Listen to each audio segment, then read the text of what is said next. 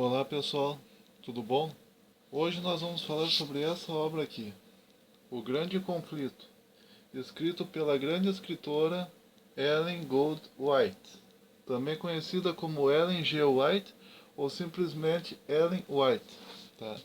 Ellen White, ela nasceu no ano de 1827 e veio a falecer em 1915. Ano passado, no ano de 2015, estava se completando, portanto, 100 anos, 100 anos do falecimento da grande escritora Ellen G. White.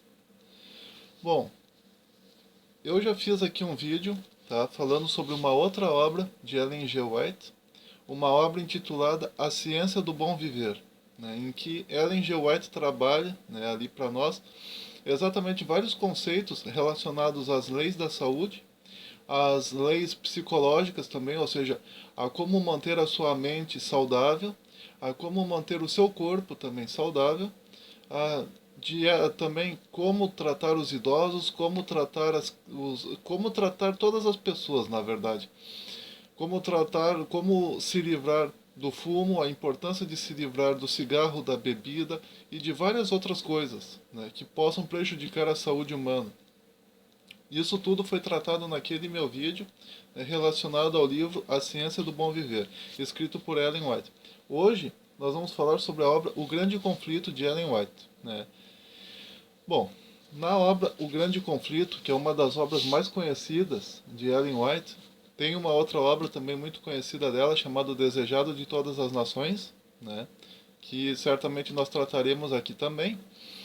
Mas nessa obra, O Grande Conflito, em primeiro lugar, imagine da seguinte maneira: houve no céu, um grande conflito envolvendo Satanás e os seus anjos contra Jesus Cristo e os seus anjos. Tá? No início, Deus criou, no início era apenas a Trindade, o Pai, o Filho e o Espírito Santo. Eles viviam em harmonia. Então, eles resolveram criar, eles que na verdade é Deus, porque a Trindade no caso é Deus, Deus então resolveu criar os anjos. E para se comunicar melhor com esses anjos, Deus, na forma de seu Filho Jesus Cristo, resolveu assumir uma fisionomia angelical, um aspecto angelical, a natureza angelical. Ele era 100% Deus, mas a partir da hora em que ele adotou a fisionomia dos anjos e a natureza angelical, ele se tornou 100% Deus e ao mesmo tempo 100% anjo, sempre tendo dentro de si 100% a natureza divina e 100% também a natureza angélica. E ele adotou para si o nome de Miguel. Miguel. Miguel é uma palavra de origem hebraica cuja tradução é quem é como Deus. Essa é a tradução da palavra Miguel. Então, se você tem nome de Miguel, ou se você tem algum parente com esse nome, ou se você está grávida e pretende dar um nome para o seu filho, um nome bacana de dar é Miguel. Miguel significa quem é como Deus? É uma pergunta. Quem é como Deus? Mi quer dizer quem, na língua hebraica. Mi também aparece em textos, como alguns salmos da Bíblia, como esse, Mi Raish, quem é o homem, Mi Raish quer dizer quem é o homem, no caso. E Miguel significa quem é como Deus, sendo El a palavra Deus em hebraico. Beleza, então Jesus Cristo, portanto, ele adota para si o nome de Miguel e ele assume as características angelicais próprias de um anjo. Um anjo chamado Lúcifer, ele começa a se destacar entre os anjos pelas suas boas ações, pela obediência a Deus, pela obediência aos desígnios sagrados, e ele começa pouco a pouco a ser elevado. Deus começa a conceder a ele poderes, e poderes, e poderes, e em breve Lúcifer acaba de alguma maneira se tornando um anjo poderoso, o chefe dos coros celestiais. Enfim, ele se torna um anjo muito importante no céu. Mas um dia Lúcifer começou a notar o seguinte, que nas reuniões mais importantes da Trindade, Deus Pai, o Espírito Santo e Jesus Cristo, Deus não colocava Lúcifer junto nessas reuniões mais importantes. Deus apenas pegava para si Jesus Cristo, que naquele momento se chamava Miguel, né, e era um anjo, né? Ele pegava Jesus Cristo para essa reunião, né, Miguel para essa reunião, mas não pegava Lúcifer, né, para essa reunião, não escolhia Lúcifer para participar dessas reuniões. Então, Lúcifer começou a sentir raiva daquele anjo que não tinha a mesma beleza que ele, nem tinha o mesmo prestígio que ele, nem era tão famoso assim entre os anjos quanto ele, mas era o querido de Deus, né? Deus estava sempre chamando esse Miguel, esse Jesus Cristo, que naquela época se chamava Miguel e era o arcanjo Miguel, estava sempre chamando esse anjo, né? Miguel, venha cá, que precisamos conversar seriamente acerca de tais e tais questões. Miguel dizia, sim, Senhor, e ia uh, até Deus, e conversava com Deus. Então Lúcifer, que era amado pelos anjos, querido pelos anjos, se irritou com isso e começou a fazer a cabeça dos anjos, né? Começou a dizer, ei, aquele anjo lá, o Miguel, ele participa das maiores discussões com Deus, mas ele não apresenta a mesma beleza que eu, a mesma devoção a Deus que eu, a mesma dedicação que eu. Qual é o problema, né? E aí Lúcifer foi criando uma rebelião. A rebelião culminou, né, quando Lúcifer se rebelou contra Miguel, no caso, de maneira acirrada, assim, os dois combatendo, né? Lúcifer pegou uma grande quantidade de anjos do céu, um terço de anjos do céu, e promoveu uma rebelião, uma luta armada, digamos assim, numa linguagem humana, contra Miguel. Miguel e os anjos que ficaram a favor de Miguel. Só que tem uma questão interessante. Nessa época, Deus revelou aos anjos, né, depois de um tempo, passado algum tempo, na tentativa de impedir uma rebelião e de impedir que Lúcifer fizesse aquela rebelião e acabasse gerando um grande problema no cosmos, Deus revelou aos anjos, dizendo: esse Miguel que vocês estão vendo, na verdade ele é o meu filho, ele é Jesus Cristo, ele é Deus igual eu. Né? Portanto, se vocês se rebelarem contra ele, vocês estarão se rebelando contra mim, porque ele é Deus assim como eu. Ele participou na criação de vocês assim como eu. Eu criei os anjos, né, a imagem dele. Vocês são obra das mãos dele. Ele criou. Ele é Deus tanto quanto eu. Ele é Deus junto comigo. Nós somos uma trindade. Eu, ele e o Espírito Santo. Lúcifer não deu atenção e mesmo assim se rebelou. Se rebelou contra Deus, se rebelou contra Jesus Cristo, se rebelou contra os santos anjos, se rebelou contra o Espírito Santo, se rebelou contra tudo. Deus, então, né, expulsa Lúcifer do céu. Né? Miguel, né, expulsa Lúcifer do céu junto com os anjos que ficaram a favor de Lúcifer. Então, né, Deus resolve criar o mundo, né, cria os céus e a terra, o mar e tudo que neles há, cria Adão e Eva no jardim do Éden, e Lúcifer vai até lá e cria uma rebelião, né, ou melhor dizendo, cria um clima em Eva, né, para que Eva desobedecesse à lei divina e se rebelasse contra a lei divina e comesse o fruto proibido e desse o fruto proibido a Adão. E foi isso que aconteceu. Então, a humanidade, por causa disso, caiu em pecado. E Deus então instituiu Israel, a nação de Israel, para ser o seu representante na terra. Uma instituição chamada Israel, uma nação chamada Israel, ser o representante de Deus na terra. Da mesma maneira, Lúcifer, ao longo da história, nesse conflito, nessa luta entre Lúcifer e Jesus Cristo, nessa luta entre Lúcifer e Miguel, nessa luta entre Lúcifer e Deus, nesse conflito, Deus escolheu nações e instituições, né, como a nação de Israel, e Lúcifer também escolheu nações como a Babilônia, o Egito, enfim, para se rebelar contra Israel, para que a nação que representava Lúcifer lutasse o tempo todo contra a nação que representava Deus. Tudo por causa daquele grande conflito inicial, do início do grande conflito. Por isso que a obra se chama O Grande Conflito, porque trata desse grande conflito no céu e das consequências que isso trouxe ao longo da história da humanidade e do universo. O que acontece é que mais tarde, então, Israel meio que se rebela contra Deus, né, se afasta de Deus e tal. Deus envia o próprio filho dele, chamado Jesus Cristo, né, que antes se chamava Miguel. Então Deus, o Deus Filho, ele assumiu a posição de anjo e a natureza angelical ao se tornar Miguel, e agora ele assume a natureza humana ao se tornar Jesus Cristo. E mesmo tendo a natureza angelical primeiramente como Miguel e posteriormente se despindo dela e assumindo a natureza humana como Jesus Cristo, ele sempre manteve a sua natureza divina 100%. Tá? Então agora, antes ele era 100% Deus apenas, depois ele virou 100% anjo e 100% Deus, agora ele vai virar 100% homem e 100% Deus através da pessoa de Jesus Cristo. Então há um abatimento, uma espécie de abatimento, ele vai se diminuindo de propósito, tornando-se cada vez mais servo, né? Sempre mantendo a natureza de Deus dentro dele. Bom, aí Jesus Cristo, né, Deus Filho, agora ele estabelece a igreja como representante dele. Enquanto que Lúcifer até então tinha escolhido o Império Romano. Né? E o Império Romano, Lúcifer vai incitar o Império Romano e os imperadores romanos a lutarem contra a igreja estabelecida por Jesus Cristo. Então, mais tarde, vai se desenvolvendo, à medida que o grande conflito se desenvolve, surge uma apostasia dentro da igreja.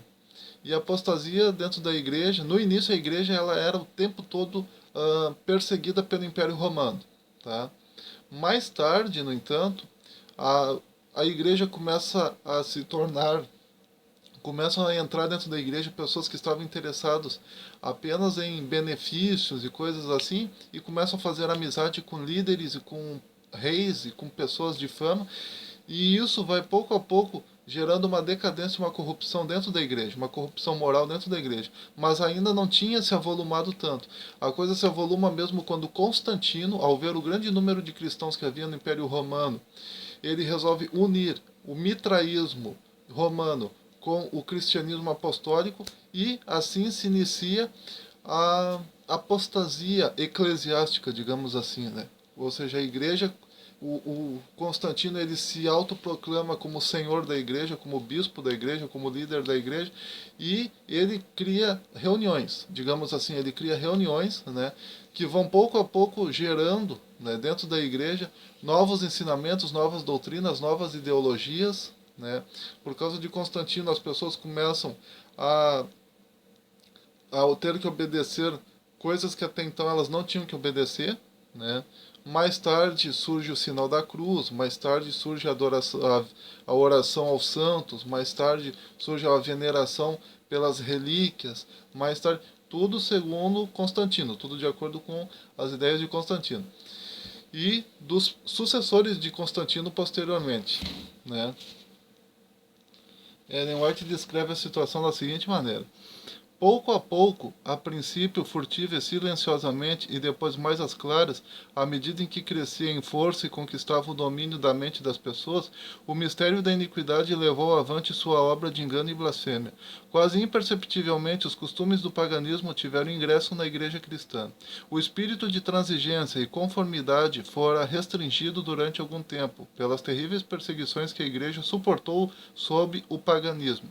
Mas, em cessando a perseguição e entrando o cristianismo nas cortes e palácios dos reis, pôs ela de lado a humilde simplicidade de Cristo e seus apóstolos, em troca da pompa e orgulho dos sacerdotes e governadores pagãos, e em lugar das ordenanças de Deus, colocou teorias e tradições humanas.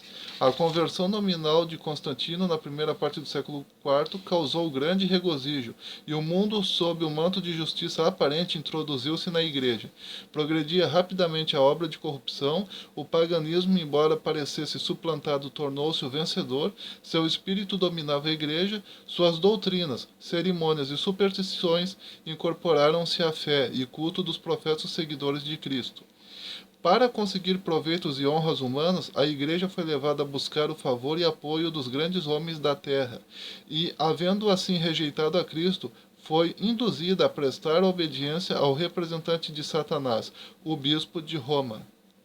Uma das principais doutrinas do catolicismo é que o Papa é a cabeça visível da Igreja Universal de Cristo, investido de autoridade suprema sobre os bispos e pastores em todas as partes do mundo.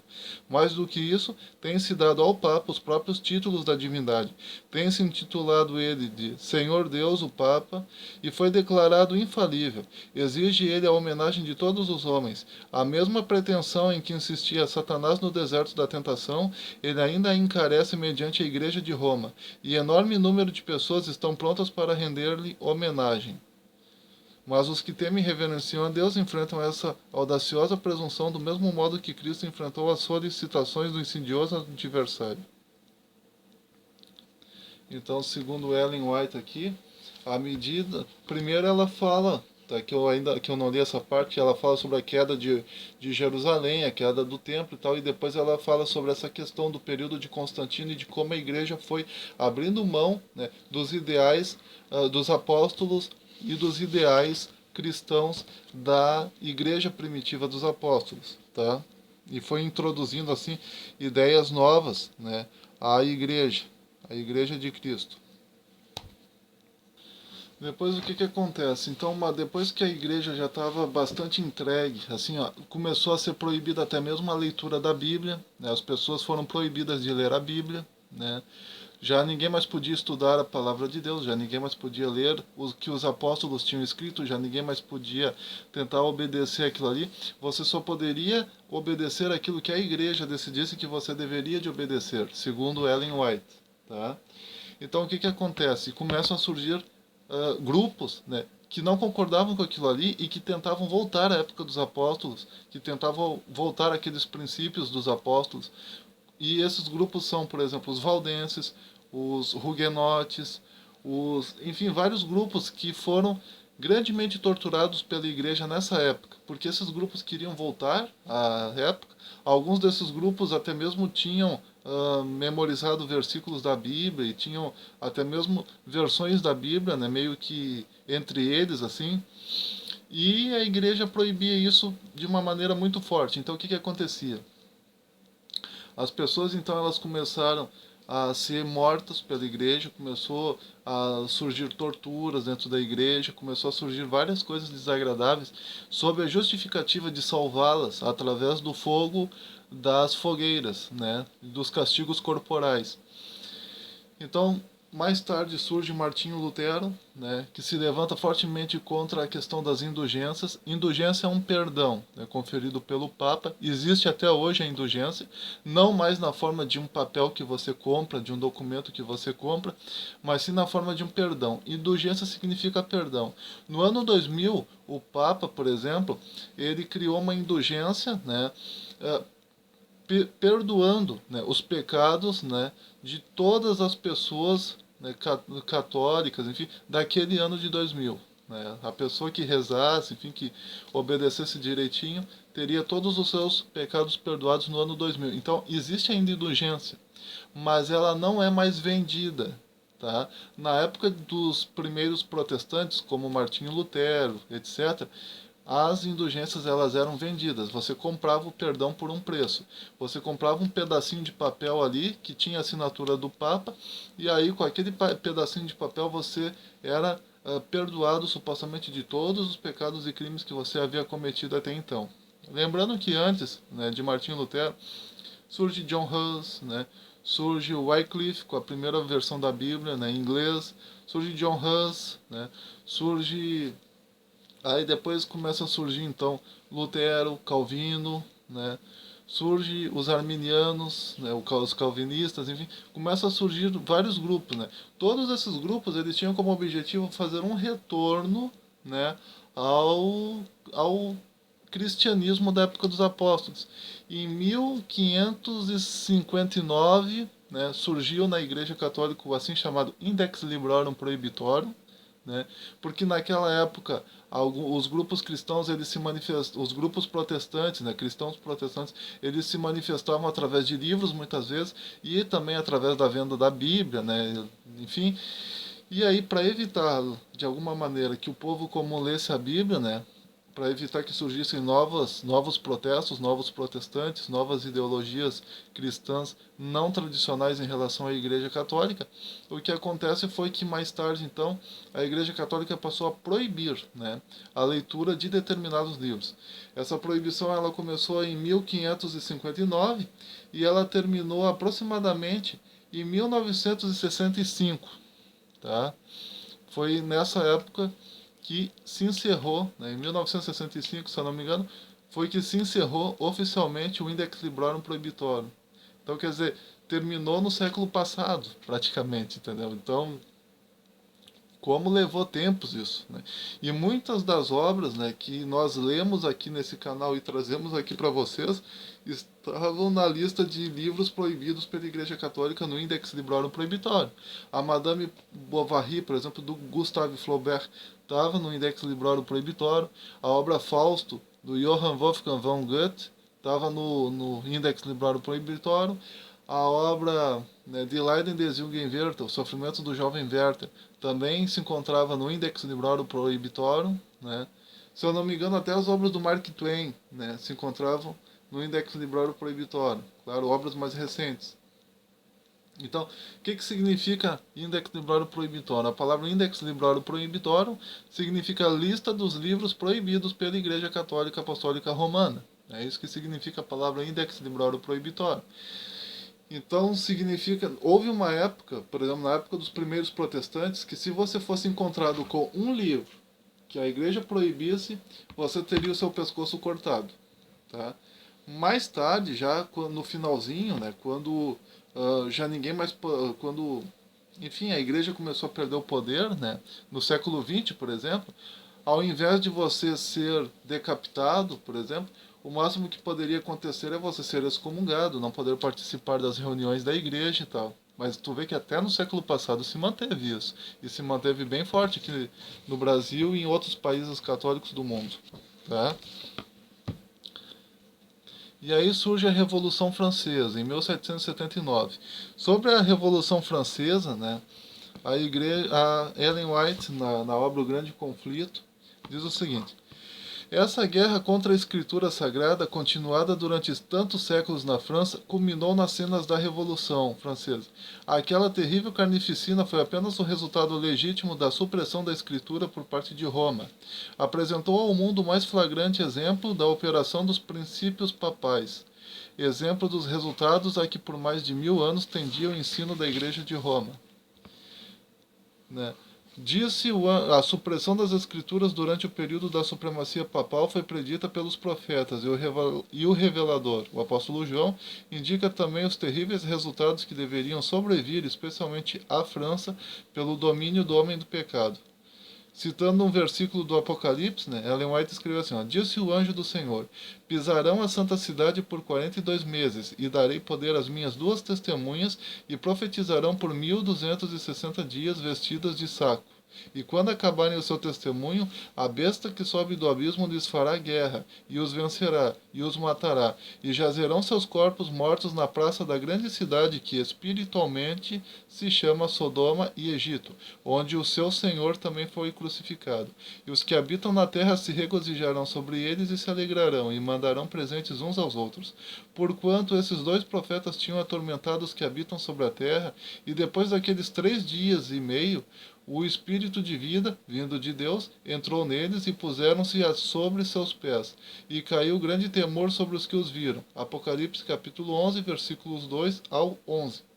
Os períodos aqui mencionados, 42 meses e 1260 dias, são o mesmo, representando igualmente o tempo em que a Igreja de Cristo deveria sofrer a opressão de Roma. Os 1260 anos, sendo que cada dia aqui significa ano, segundo Ellen White, os 1260 anos da supremacia papal começaram em 538 de nossa era e terminariam, portanto, em 1798. Nessa ocasião, um exército francês entrou em Roma e tomou prisioneiro o Papa, que morreu no exílio. Embora logo depois fosse eleito o novo Papa, a hierarquia papal nunca pôde desde então exercer o poder que antes possuíra. A perseguição da Igreja não continuou durante o período todo dos 1260 anos. Deus, em misericórdia para com seu povo, abreviou o tempo de sua dolorosa prova, predizendo a grande tribulação a sobrevir à Igreja. Disse o Salvador: se aqueles dias não fossem abreviados, nenhuma carne se salvaria, mas por causa dos escolhidos serão abreviados aqueles dias. Mateus capítulo 24, versículo 22. Pela influência da Reforma, a perseguição terminou antes de 1798. Relativamente às 2 testemunhas, declara mais o profeta: estas são as 2 oliveiras e os 2 castiçais que estão diante do Deus de toda a terra. Apocalipse capítulo 11, versículo 4. Tua palavra, diz o salmista, é lâmpada para os meus pés e luz para o meu caminho. Salmo 119, versículo 105. As duas testemunhas representam as escrituras do Antigo e Novo Testamento. Ambos são importantes testemunhas quanto à origem e perpetuidade da lei de Deus. Ambos são também testemunhas do plano da salvação. Os tipos, sacrifícios e profecias do Antigo Testamento apontam para um Salvador por vir. Os evangelhos e as epístolas do Novo Testamento falam acerca de um Salvador que veio exatamente da maneira predita pelos tipos e profecias. Profetizarão por 1260 dias, vestidas de saco. Durante a maior parte desse período, as testemunhas de Deus permaneceram em estado de obscuridade. Então, aqui nessa profecia, quando diz que as duas testemunhas, que segundo Ellen White é o Antigo e o Novo Testamento, estariam vestidas de saco, significa que elas atuariam na obscuridade, sem que ninguém pudesse saber, né, sem poderem se manifestar claramente, já que o poderio, né, estaria impedindo elas de fazer isso.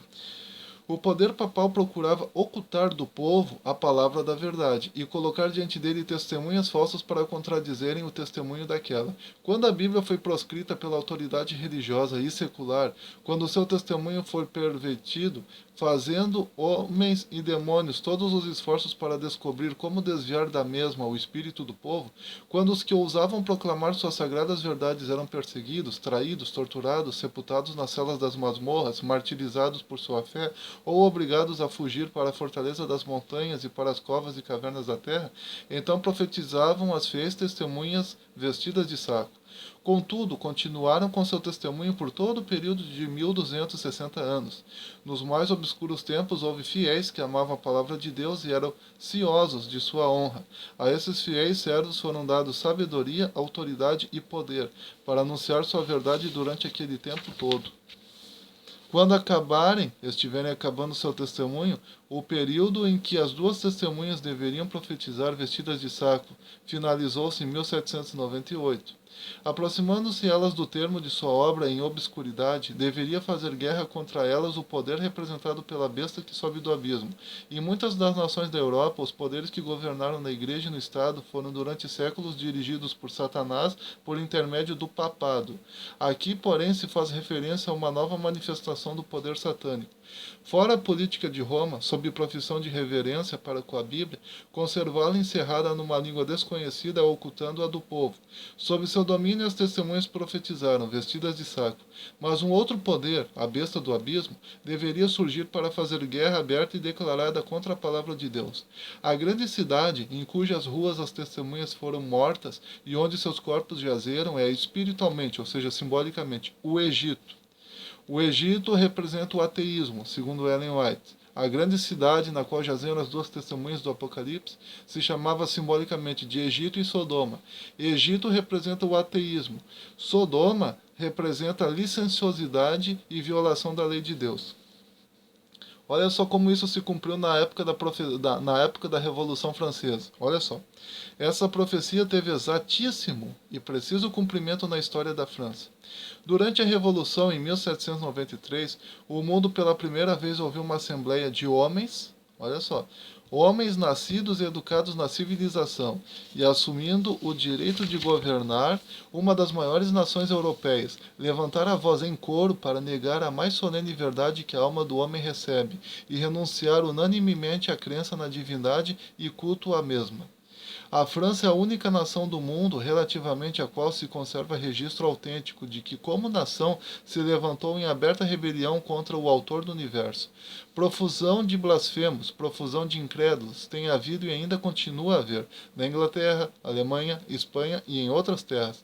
Mas a França fica à parte, na história universal, como o único Estado que, por decreto da Assembleia Legislativa, declarou não haver Deus e em cuja capital a população inteira e vasta maioria em toda parte, mulheres assim como homens, dançaram e cantaram com alegria ao ouvirem a declaração. A França também apresentou as características que mais distinguiram Sodoma, ou seja, a licenciosidade. Durante o período revolucionário, mostrou-se um estado de rebaixamento moral e corrupção, semelhante ao que trouxera a destruição às cidades da planície. E o historiador apresenta juntamente o ateísmo e a licenciosidade da França, conforme os dá a profecia. Ligada intimamente a essas leis que afetam a religião estava que reduzia a união pelo casamento, o mais sagrado compromisso que seres humanos podem constituir, cuja indissolubilidade contribui da maneira mais eficaz para a consolidação da sociedade, à condição de mero contrato civil de caráter transitório, em que quaisquer duas pessoas poderiam empenhar-se e que à vontade poderiam desfazer.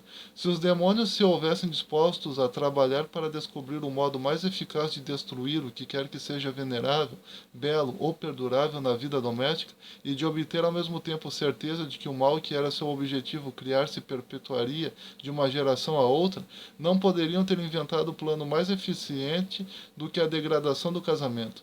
Sophia Arnold, atriz famosa pelos ditos espirituosos que proferia, descreveu o casamento republicano como sendo o sacramento do adultério. Depois tem uma parte da profecia apocalíptica que dizia, onde o seu Senhor também foi crucificado.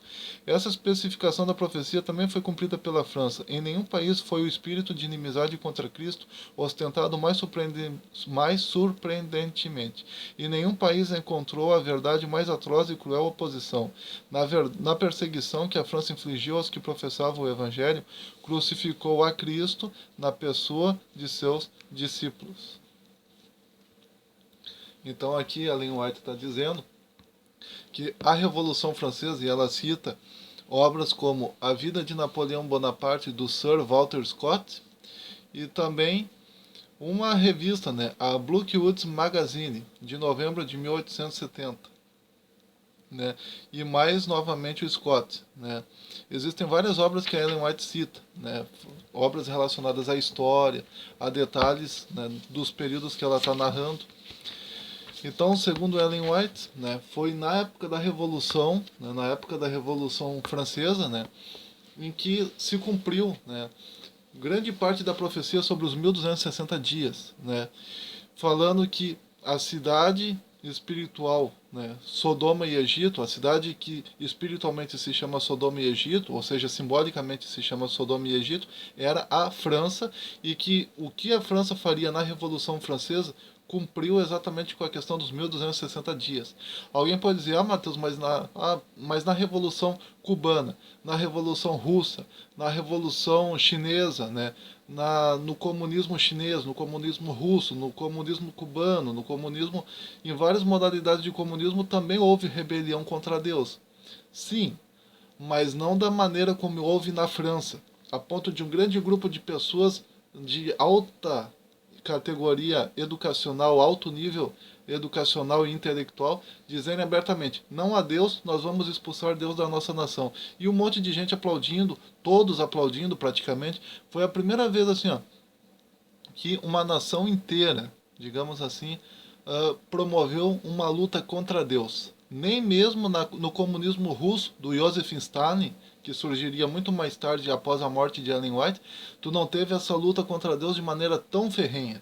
Entendeu? Uma nação inteira, assim, lutar contra Deus, a ponto de mudarem até mesmo as estações, o nome das estações, mudarem o nome do calendário. Na internet aqui vocês têm o calendário da Revolução Francesa, quem quiser é só escrever, né, em qualquer site de busca aí, calendário da Revolução Francesa. Vocês vão ter ali o calendário totalmente mudado para não parecer mais o calendário cristão. Tudo na tentativa de apagar o cristianismo de cena. Entendeu? Foi a primeira vez que uma nação quis, de maneira ferrenha, abrir mão do cristianismo dessa maneira, abrir mão de Deus dessa maneira, uma nação inteira. Essa nação, sob a liderança mais tarde de Napoleão Bonaparte, causou um grande prejuízo para a Igreja Católica, fazendo com que o poder do Papa fosse diminuído, a ponto da Igreja quase ser destruída naquele momento no seu poderio papal. E isso, segundo Ellen White, também cumpre uma profecia, né, falando que a besta, que na visão de Ellen White seria a autoridade papal, a besta seria ferida de morte. Embora não morreria, mas ela seria ferida de morte. Mais tarde, só mais tarde, né, quando surgisse o Estado do Vaticano, né, é que o poder seria devolvido à Igreja Católica, ou seja, a Igreja Católica se veria restaurada na sua autoridade papal. Durante todo aquele período de tempo, o Papa não tinha mais autoridade de nada, entendeu? Então ele só passou a ter um pequeno reflexo daquilo que algum dia ele foi a partir do surgimento do Vaticano. né? Também Ellen White ela faz uma profecia aqui falando acerca dos Estados Unidos. Quando as principais igrejas dos Estados Unidos, né, ligando-se em pontos de doutrinas que lhes são comuns, influenciarem o Estado para que imponha seus decretos e lhes apoie as instituições, a América do Norte protestante terá então formado uma imagem da hierarquia romana e a aplicação de penas civis aos dissidentes será o resultado inevitável. A imagem da besta representa a forma do protestantismo apóstata que se desenvolverá quando as igrejas protestantes buscarem o auxílio do poder civil para a imposição de seus dogmas. Resta definir ainda o sinal da besta. Unicamente mudando a lei de Deus poderia o papado exaltar-se acima de Deus. Quem quer que conscientemente guarde a lei assim modificada estará a prestar suprema honra ao poder pelo qual se efetuou a mudança. Tal ato de obediência às leis papais seria um sinal de vassalagem ao Papa em lugar de Deus. Tá? O papado tentou mudar a lei de Deus, o segundo mandamento que proíbe o culto às imagens foi omitido da lei e o quarto foi mudado de molde a autorizar a observância do primeiro dia em vez do sétimo, como o sábado.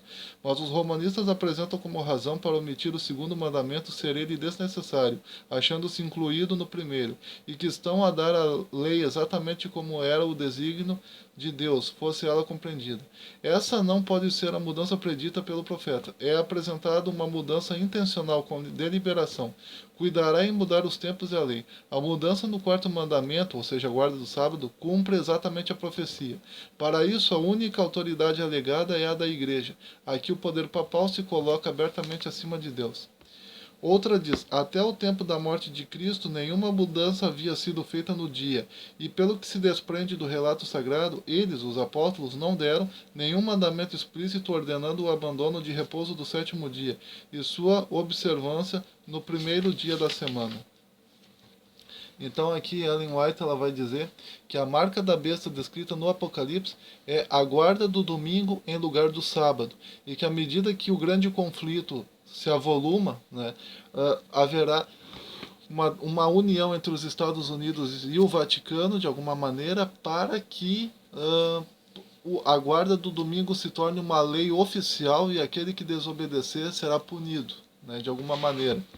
Então, está já começando a haver, inclusive, né, uma forte tendência nessa questão envolvendo ecologia, né, envolvendo o domingo como sendo algo ecologicamente bom, né, que todo mundo pare no dia do domingo, né, para que haja menos emissão de gás poluente, menos pessoas saiam para a rua no domingo. Está começando a se criar essa moda. Né. Ellen White ela também vai falar do espiritismo, né, vai falar do surgimento das irmãs Fox, né, aqui, a Leia Fox, que deram origem ao surgimento do espiritismo, né? Surgiu o espiritismo graças às irmãs Fox. Vai falar também um pouco sobre Allan Kardec na França. E quem quiser saber um pouco mais sobre Allan Kardec, sobre as irmãs Fox e tal, eu coloquei aqui vários vídeos, né, falando sobre esses livros, né, o Evangelho segundo o Espiritismo, de Allan Kardec, o Livro dos Espíritos, enfim, sobre vários livros, para você saber o que é o Espiritismo, de onde surgiu e tal, a história dele. Depois que o grande conflito, e segundo Ellen White, tudo isso tem a ver com o grande conflito. Segundo Ellen White, os espíritos que se manifestam no espiritismo são espíritos, não espíritos dos mortos, porque segundo Ellen White os mortos estão dormindo, ou seja, estão descansando, ou seja, estão inconscientes, como se fosse um desmaio.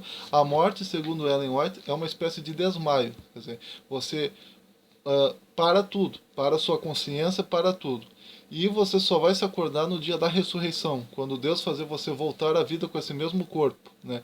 Com o corpo glorificado, se tu é filho de Deus, com o corpo que tu já tem, se tu não é filho de Deus. Só essa lógica.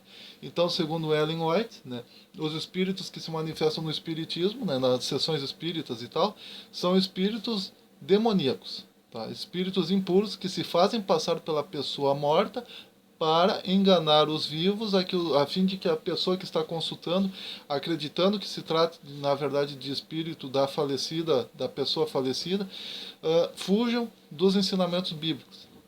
Tudo isso, segundo Ellen White, né, o protestantismo apóstata, o papado e o espiritismo são os três, né, as três rãs que no livro de Apocalipse aparece saindo da boca do falso profeta, da boca da besta, da boca do falso profeta e da boca do dragão, que representa Satanás.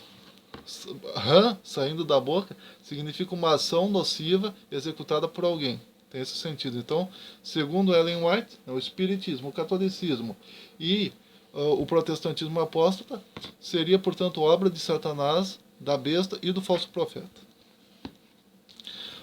Depois, quando termina o grande conflito, Ellen White diz assim, ó, agora Satanás, isso, né, falando lá no futuro, quando o grande conflito chegar ao fim. Agora Satanás se prepara para a última grande luta pela supremacia. Enquanto despojado de seu poder e separado de sua obra de engano, o príncipe do mal se achava infeliz e abatido. Mas sendo ressuscitados os ímpios mortos, e vendo ele as vastas multidões a seu redor, revivem-lhe as esperanças e decide-se a não render-se no grande conflito. Arregimentará sob sua bandeira todos os exércitos dos perdidos e por meio deles se esforçará por executar seus planos. Os ímpios são cativos de Satanás, rejeitando a Cristo, aceitaram o governo do chefe rebelde, e estão prontos para receber suas sugestões e executar-lhe as ordens. Contudo, fiel à sua astúcia original, ele não se reconhece como Satanás. Pretende ser o príncipe que é o legítimo dono do mundo e cuja herança foi dele ilicitamente extorquida. Representa-se ante seus súditos iludidos como um redentor, assegurando-lhes que seu poder foi que os tirou da sepultura e que ele está prestes a resgatá-los da mais cruel tirania. Havendo sido removida a presença de Cristo, Satanás opera maravilhas para apoiar suas pretensões. Faz do fraco forte e a todos inspira com seu próprio espírito e energia. Propõe-se guiá-los contra o acampamento dos santos e tomar posse da cidade de Deus. Com diabólica exultação aponta para os incontáveis milhões que ressuscitaram dos mortos e declara que, como seu guia, é perfeitamente capaz de tomar a cidade, reavendo seu trono e reino. Naquela vasta multidão há muitos que pertenceram à raça da grande longevidade que existiu antes do dilúvio, homens de estatura elevada e gigantesco intelecto, os quais, entregando-se ao domínio dos anjos caídos, dedicaram toda a sua habilidade e saber à exaltação própria, homens cujas maravilhosas obras de arte levaram o mundo a idolatrar o gênio, mas cuja crueldade e invenções más, contaminando a terra e desfigurando a imagem de Deus, fizeram-no exterminá-los da face de sua criação. Há reis e generais que venceram nações, homens valentes que nunca perderam batalha, guerreiros orgulhosos, ambiciosos, cuja aproximação fazia tremer os reinos.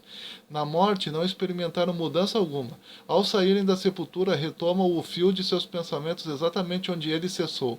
São movidos pelo mesmo desejo de vencer que os governava quando tombaram. Satanás consulta seus anjos, e depois esses reis, vencedores e guerreiros poderosos, olham para a força e número ao seu lado e declaram que o exército dentro da cidade é pequeno em comparação com o céu, podendo ser vencido. Formulam seus planos para tomar posse das riquezas e glória da Nova Jerusalém. Todos imediatamente começam a preparar-se para a batalha, hábeis artífices constroem petrechos de guerra, chefes militares, famosos por seus êxitos, arregimentam em companhias e secções as multidões de homens aguerridos. Finalmente é dada a ordem de avançar e o inumerável exército se põe em movimento. Exército tal como nunca foi constituído por conquistadores terrestres, tal como jamais poderiam igualar as forças combinadas de todas as eras, desde que a guerra existe sobre a terra. Satanás, o mais forte dos guerreiros, toma a dianteira e seus anjos unem as forças para essa luta final. Reis e guerreiros estão em seu séquito e as multidões seguem em vastas companhias, cada qual sob as ordens de seu designado chefe. Com precisão militar, as fileiras cerradas avançam pela superfície da terra, quebrada e desigual, em direção à cidade de Deus. Por ordem de Jesus, são fechadas as portas da Nova Jerusalém, e os exércitos de Satanás rodeiam a cidade, preparando-se para o assalto. Então, né, segundo a escritora Ellen White, um dia Deus vai destruir esse planeta Terra vai ser destruído depois que os ímpios tiverem chegado num alto nível de corrupção, os seres humanos tiverem chegado num alto nível de corrupção moral e rebelião contra Deus, Deus vai acabar com tudo. O que vai acontecer nesse período é que Satanás, então, ele vai ver as pessoas mortas ali no planeta Terra, ele não vai ter autorização para sair do planeta Terra, nem ele, nem os seus anjos, ele vai estar no meio dos mortos, assim. Os filhos de Deus já vão ter ressuscitado e ido para o céu vivos, né? Até mesmo os que morreram vão estar vivos no céu, e os que estiveram vivos vão ser levados vivos para o céu mesmo, e ele vai estar sozinho. Os filhos de Deus vão estar no céu e os ímpios vão estar ali mortos. Os ímpios então vão ressuscitar sob o poder de Deus depois de 1000 anos, e o que vai acontecer é que Satanás vai ver eles voltando à vida e ele vai mentir para eles que foi ele que trouxe eles de volta à vida e vai reuni-los, né? Vai ter uma grande multidão de ímpios, ele vai reunir todos como se fosse um grande exército e ele vai se posicionar como o grande Deus general daquele exército. Ali vai estar Gengis Khan, vai estar Ramsés II, vai estar os grandes faraós que gostavam, né, da ideia de estar diante de um Deus humano que luta as suas batalhas. Então, eles vão ver em Satanás um verdadeiro líder espiritual, um verdadeiro Deus. Né? Ele vai se posicionar como aquele Deus que aparecia para eles em sonhos na época dos povos da antiguidade e mandava eles fazerem guerras contra outras nações. Né? Então ele vai conversar com eles e conversar também com seus anjos e vai criar com eles métodos de tentar destruir a Nova Jerusalém e destruir de fato o reino de Deus que está na Nova Jerusalém. Então, depois que tudo isso for feito, ele então vai, né, juntamente com esse exército, atacar a Nova Jerusalém. Tá? Vai lá, todos eles juntos. Né? Então Jesus Cristo vai mandar que a Nova Jerusalém tenha suas portas fechadas para que ninguém possa entrar nela, né, para proteger a cidade. E agora Ellen White vai falar que Jesus Cristo, então, ele se senta em cima de uma espécie de pilar, uma espécie de fundamento, numa espécie de trono, né? E de lá de cima ele esparge a sua luz, né? E agora, perante a multidão agitada, revelam-se as cenas finais. O paciente sofredor trilhando o caminho do Calvário, o príncipe do céu suspenso na cruz, os altivos sacerdotes e a plebe zombeteira a escarnecer de sua agonia mortal, as trevas sobrenaturais, a terra a palpitar, as pedras despedaçadas, as sepulturas abertas, assinalando o momento em que o Redentor do mundo rendeu a vida. Todo mundo ímpio se acha em julgamento perante o tribunal de Deus, acusado de alta traição contra o governo do céu. Ninguém há para pleitear sua causa. Estão sem desculpa, e a sentença da morte eterna é pronunciada contra eles. Satanás vê que sua rebelião voluntária o inabilitou para o céu. Adestrou suas faculdades para guerrear contra Deus. A pureza, paz e harmonia do céu lhe seria uma suprema tortura. Suas acusações contra a misericórdia e justiça de Deus silenciaram agora. A culpa que se esforçou por lançar sobre Jeová repousa inteiramente sobre ele. E agora Satanás se curva e confessa a justiça de sua sentença. Os ímpios recebem sua recompensa na terra, serão como a palha, e o dia que está para vir os abrasará, diz o Senhor dos Exércitos. Alguns são destruídos em um momento, enquanto outros sofrem muitos dias. Todos são punidos segundo as suas ações. Tendo sido os pecados dos justos transferidos para Satanás, ele tem de sofrer não somente pela sua própria rebelião, mas por todos os pecados que fez o povo de Deus cometer. Seu castigo deve ser muito maior do que o daqueles a quem enganou. Depois que pereceram os que pelos seus enganos caíram, deve ele ainda viver e sofrer. Nas chamas purificadoras os ímpios são finalmente destruídos, raiz e ramos. Satanás a raiz, seus seguidores os ramos. A penalidade completa da lei foi aplicada, satisfeitas as exigências da justiça, e o céu e a terra, contemplando-o, declaram a justiça de Jeová. Está para sempre terminada a obra de ruína de Satanás. Durante 6.000 anos efetuou a sua vontade, enchendo a terra de miséria e causando pesar por todo o universo. Enquanto a terra está envolvida no fogo da vingança de Deus, os justos habitam em segurança na cidade santa. Sobre os que tiveram parte na primeira ressurreição, a segunda morte não tem poder. Ao mesmo tempo em que Deus é para os ímpios um fogo consumidor, é para o seu povo tanto sol como escudo. E depois, já no finalzinho, né, Ellen White diz assim, ó, e ao transcorrerem os anos da eternidade, né, depois que tudo isso tiver passado e só restar o povo de Deus, Deus e os santos anjos e a Nova Jerusalém e o universo inteiro restaurado. E depois que todos os ímpios e Satanás e os anjos demoníacos tiverem todos sido destruídos e apagados do mapa. Aparece assim, ó, e ao transcorrerem os anos da eternidade, trarão mais e mais abundantes e gloriosas revelação de Deus e de Cristo. Assim como o conhecimento é progressivo, também o amor, a reverência e a felicidade aumentarão. Quanto mais aprendem os homens acerca de Deus, mais lhe admiram o caráter. Ao revelar-lhes Jesus as riquezas da redenção e os estupendos feitos do grande conflito com Satanás, a alma dos resgatados fremirá com mais fervorosa devoção, e com mais arrebatadora alegria dedilharão as harpas de ouro, e milhares e milhares e milhões de vozes se unem para volumar o potente coro de louvor. O grande conflito terminou. Pecado e pecadores não mais existem. O universo inteiro está purificado. Uma única palpitação de harmonioso júbilo vibra por toda a vasta criação daquele que tudo criou, emanam vida, luz e alegria por todos os domínios do espaço infinito. Desde o minúsculo átomo até o maior dos mundos, todas as coisas, animadas e inanimadas, em sua serena beleza e perfeito gozo, declaram que Deus é amor. E assim termina o grande conflito. Então o grande conflito encerra-se mesmo quando Satanás e seus anjos forem totalmente destruídos. Então, segundo o grande conflito de Ellen White, depois, né, quando o grande conflito estiver próximo do fim, e eu não li essa parte, Satanás vai aparecer para o mundo sob a fisionomia de Jesus Cristo, né, dando a entender que Jesus Cristo voltou, mas ao invés de exigir adoração a Deus e a Jesus Cristo, ele vai exigir outras coisas, né? Ele vai mandar que se obedeça coisas que a Bíblia não manda, ele vai tentar distorcer ao máximo possível, e aqueles que tiverem conhecimento de Deus, que estarão vivendo no período da grande tribulação, né? Nesse período da grande tribulação, eles irão ver que aquele ser que está aparecendo não é Jesus Cristo, porque ele não está mandando as pessoas obedecerem aquilo que a palavra de Deus manda, mas sim distorcendo aquilo que a palavra de Deus manda. E ele vai mandar matar, ele vai fazer uma guerra, né, contra essas pessoas. Ao mesmo então, e o grande conflito ele finaliza então com Satanás derrotado, né? E como Ellen White, vocês observaram que Ellen White ela falou, passados 6.000 anos, então, desde a criação, Satanás, portanto, foi derrotado. A ideia de 6.000 anos, se é 6.000 anos da criação, como Ellen White dá a entender aqui, isso cairia, né, no ano 2240 da nossa era. Tá? Então, segundo ela, portanto, se tu levar essa parte matemática, né, a sério, segundo ela, portanto, seria no ano 2240 que Satanás finalmente vai ser destruído. Tá certo? Olha só o que ela fala aqui, no finalzinho do grande conflito. Está para sempre terminada a obra de ruína de Satanás. Durante 6.000 anos, Satanás efetuou a sua vontade, enchendo a terra de miséria e causando pesar por todo o universo. A criação igualmente tem gemido as dores de parto. Então quer dizer que a destruição de Satanás ela vai acontecer, né, se nós levarmos a sério essa ideia de 6.000 anos, da autora dizendo que durante 6.000 anos Satanás encheu a terra.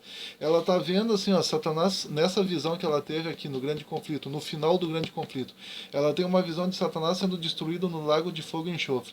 E ela está dizendo assim, ó, durante 6.000 anos Satanás atuou na terra. Agora, claro, ele não pode mais atuar porque ele está lançado no lago de fogo e enxofre, e agora só existe o reino de Deus. Tá? Isso, né, no futuro. Ela está falando como se ela estivesse no futuro. Então, se tu levar isso a sério, essa consideração dos 6.000 anos a sério, então quer dizer que Satanás vai ser lançado no lago de fogo e enxofre no ano 2240 da nossa era.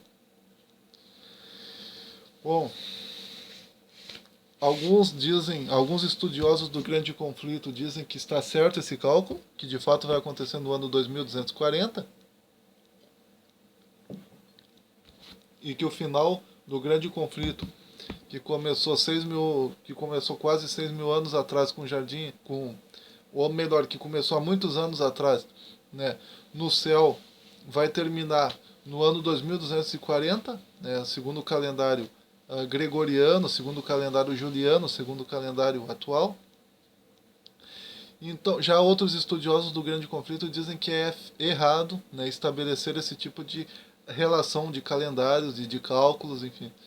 Então, se alguém tiver essa informação, né, deixa aí nos comentários a informação, né, se está certa essa ideia de que vai ser de fato no ano 2240, de que dizer que os 6.000 anos de que Ellen White fala aqui de fato são o ano 2240, né, ou se está errado, se deve ser feito um outro cálculo em relação ao grande conflito, se eu não estou eu estou falando assim se está certa a minha interpretação, tá, dessa questão dos 6.000 anos serem exatamente o ano 2240 da nossa era, né? Se for, então ainda temos quase 240 anos pela frente, até que Satanás de fato seja destruído no lago de fogo e enxofre. Então ainda tem um tempinho, né, para que isso aconteça. Bom, então tá aí, pessoal. O Grande Conflito, escrito pela grande escritora Ellen G. White. Uma das escritoras, né, que foi contemporânea de Lewis Carroll, foi contemporânea de Edgar Allan Poe, foi contemporânea de vários homens famosos da literatura, da filosofia, né? Então, ela viveu numa época de amplo desenvolvimento intelectual, né? Amplo desenvolvimento espiritual, amplo desenvolvimento. Foi nessa época também que viveu a Helena Blavatsky, né? As irmãs Fox. Enfim, houve vários momentos interessantes no século XIX, né? Na época em que Ellen White viveu. Né? E Ellen White ela viveu ainda até 1915. Lembrando que o ano em que o Titanic afundou foi 1911, então ela viu, digamos assim, né, vivenciou a época, digamos assim, em que o Titanic afundou. Então ela viveu vários períodos. Ela viveu o período praticamente o início da Primeira Guerra Mundial. Então ela viveu períodos bem interessantes da história, né? Ela não chegou a ver o comunismo na Rússia, né, do Joseph Stalin, né, do Lenin, do Trotsky, do Joseph Stalin, enfim, mas ela viu um período bem interessante da história. Então, as opiniões que eu li aqui, pessoal, elas são da Ellen White, tá? Então, se alguém quiser brigar comigo, brigue com Ellen White, né? Eu apenas li aquilo que Ellen White colocou aqui, né? E como você já sabe, eu trago livros diferentes aqui para vocês, livros de literatura, filosofia, política, e as ideias que estão nesses livros são as ideias dos autores, tá? Se alguém não concorda, falem com os autores, tá certo? Então, compartilhe esse vídeo, dê o seu joinha, se inscreva, comente, né? Divulgue, enfim. Um forte abraço, até mais. Nos vemos na próxima, se Deus quiser.